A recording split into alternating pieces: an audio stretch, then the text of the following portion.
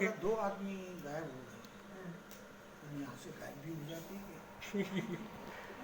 बोला कि गुरु जी का फोन आया है, उनको कैसे पता चला इस कमरे में से दो आदमी नहीं है? ऐसी बोलती है। बोला कि नहीं नहीं बोला है उन्होंने। गेट पर बैठ गए हम लोग, अब क्या करें? दो आदमी गंगा जी से आ रहे थे, मैंने कि तुम शिविर में आए हो? बोला हाँ। किसने कहा तुमको गंगा जी जाने के लिए? तुमको पहले दिन ही बताया था ना कहीं नहीं जाना है।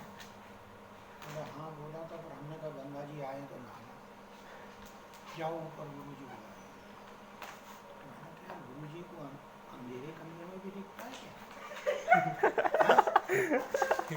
इस कमरे में हम लोग क्या कर रहे हैं क्या नहीं कर रहे हैं इन्हें कैसे मालूम? ठीक है भाई बाबा हो, कोई बात नहीं। अपनी साधना में बैठ गए और साधना का माइक बजा, साला तो नींद आ गई। सो गया। उसके बाद चाय की घंटी बजी तो चाय के लिए गए, फिर गुरुजी से मिलने गए तो गुरुजी ने कहा कि देखो भाई तुम लोगों की आज ऑपरेशन डे था, आज हमने ऑपरेशन किया तुम सबका, तुम्हारे जन्म जन्मांतर के संस्कार तुम्हारे ग्रंथियों को निकाल फेंका। जिनका ऑपरेशन बड़ा होता है उनको डॉक्टर बेहोश करता है। आज तुम में से कुछ आदमियों को हमने सुला दिया। नहीं सोया।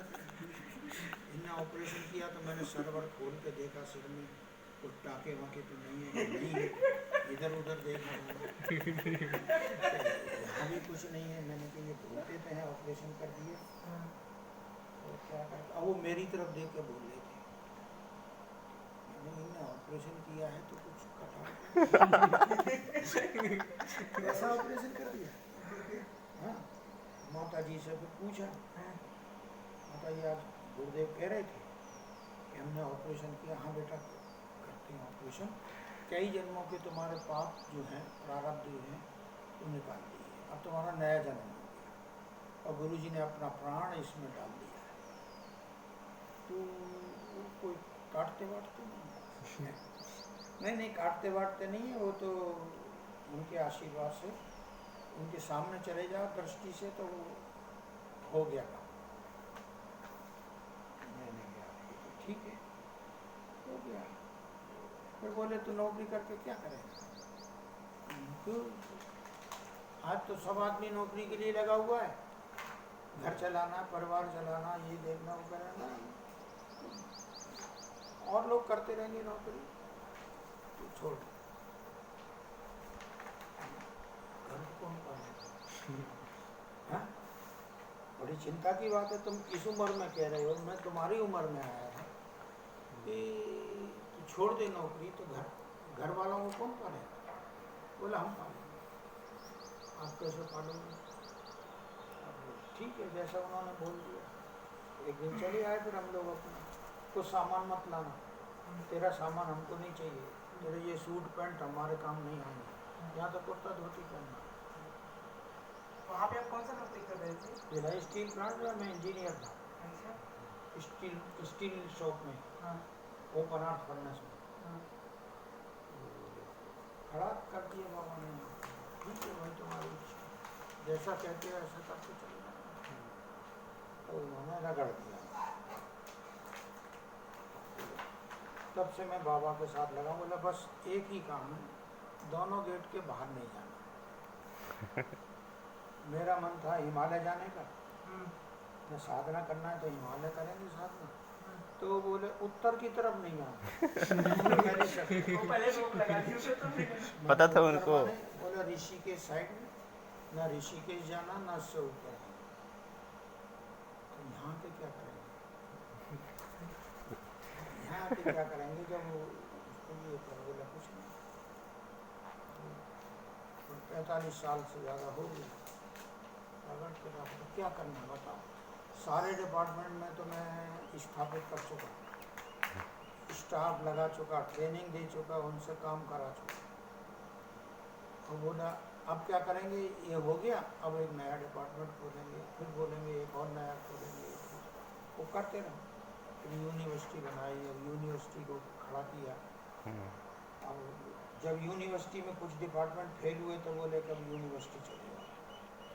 यूनिवर्सिटी में अब हाँ, मैं देखता हूँ यूनिवर्सिटी में हाँ, तो मैं वहीं पे डायरेक्टर हूँ अभी डिस्टेंस एजुकेशन। हाँ तो वो बोल देते हैं कि ये तभी तक है जब तक कोई दूसरा आदमी नहीं मिलता है, दूसरा मिल जाएगा तो मैं फिर वापस बुला लेंगे, बुला लेंगे। फिर क्या करेंगे, फिर कुछ और सोचेंगे। गुरु जी की लीला है, उन्होंने किसी आदमी को साधना करने के लिए नहीं बुलाया, बोले साधना तो हो ही रही है। साधना के द्वारा आदमी का मन बदल जाता है, चिंतन बदल जाता है। यहाँ तो तुम्हारा बदल ही गया। अब तुम कभी हड़ताल नहीं करते हो कि हमारी तनख्वाह बढ़ाओ और हम ये सब काम करते हैं, वो करते हैं। प्रणाम साहब, बाबा की लीला है, बाबा जो करा ले। आपको बैलगाड़ी चलवा सकता है। हम लोग शुरू में जितने थोड़े से लोग थे, 20 लोग थे, तो एक ढकेल होती है ना, ढकेल पे हम लोग गेहूँ की बोरे भर के ले जाते थे हरिपुर का आटा चक्की पे, वहाँ से पिसा के लाते थे और पिसा के फिर ऊपर भी चढ़ाओ, क्योंकि लिफ्ट था ही नहीं। लिफ्ट विफ्ट का आते थे, हमने बाद में लगाई है। ऊपर कोई नहीं, हम और मिश्रा जी दो ही थे। वो लगे माता जी कहेंगे लल्लू आटा खत्म हो गया, मिश्रा जी बोलेंगे चलो भाई साहब, पिसा के लाए, धकेलते हुए गाड़ी ले गए, आटा पिसा के लाए, चढ़ाओ ऊपर, तो ऊपर चढ़ा देते थे। सब्जी लाओ, सब्जी तो यहाँ मिलती नहीं थी, क्योंकि यहाँ ये बसा नहीं था। हर की पैड़ी से और ऋषिकेश तक घनघोर जंगल, यहाँ हाथी डोलते थे। इस जंगल में हाथी और हिरन ये सब यहाँ डोलते, कुछ नहीं था, एक भी मकान नहीं था।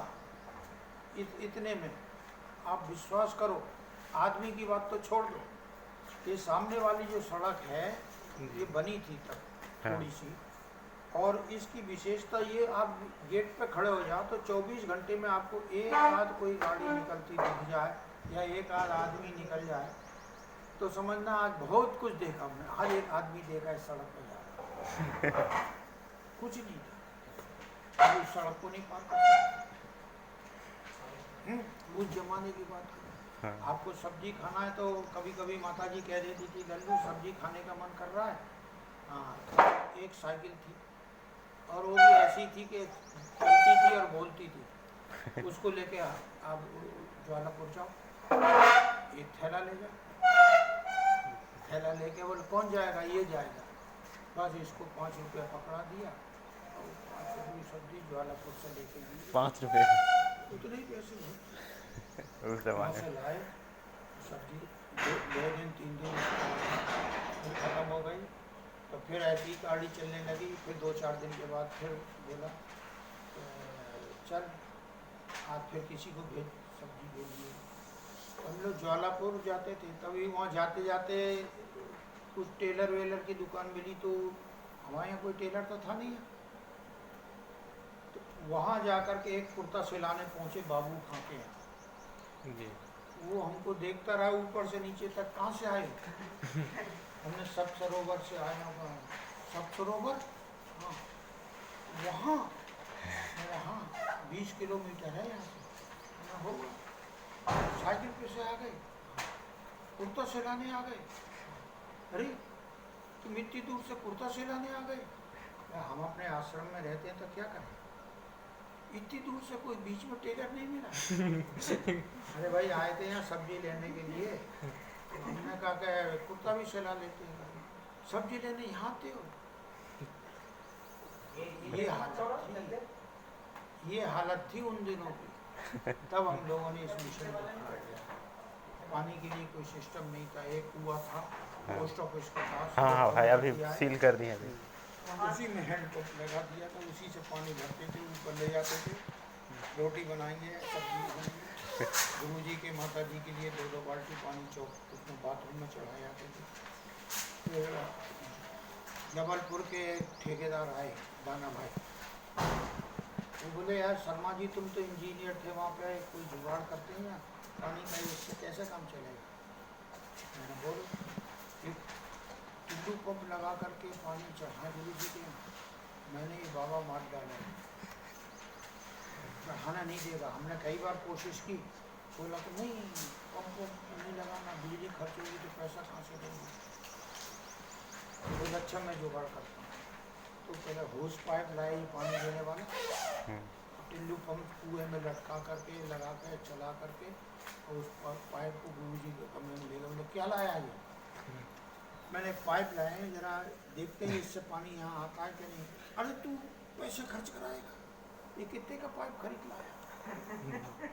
मैंने साहब मैं नहीं लाया, दाना भाई लाया। अरे नहीं, दाना भाई से मना कर दो, तुम पंप लाए होगे। फिर मैंने नहीं, पंप नहीं है, हैंड पंप से काम कर रहे हैं। अच्छा अच्छा अच्छा, पंप से ही काम किया। फिर वो दाना भाई देखने पहुंचे तो उन्होंने सब बात बता दी। गुरुजी बोले अरे दाना भाई इसको पैसे कौन देगा, बिजली के भी तो पैसे लगेंगे इसमें।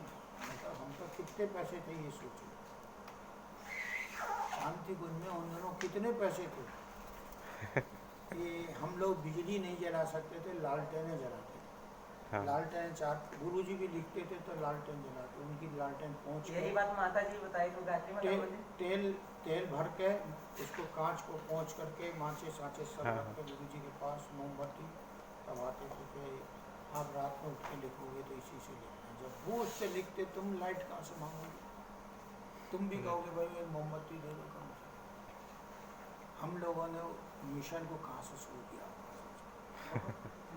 हाँ, कभी कभी भूख लग जाए तो माता जी बोले भूख लग गई लल्लू, हाँ आटा किया तो माता जी चूल्हे पे सेक देंगी रोटी, बोले नमक मिर्च रखा सिलबट्टे पे घिस लो। वो घिस लिया और चटनी बन गई। माता जी ने हाथ की रोटी सेक दी। अमृत आप लोग खाए माता जी के हाथ से, हम्म? माता जी के हाथ से आप लोग खाए पूरा अमृत। हाँ, वही हमारी जिंदगी थी।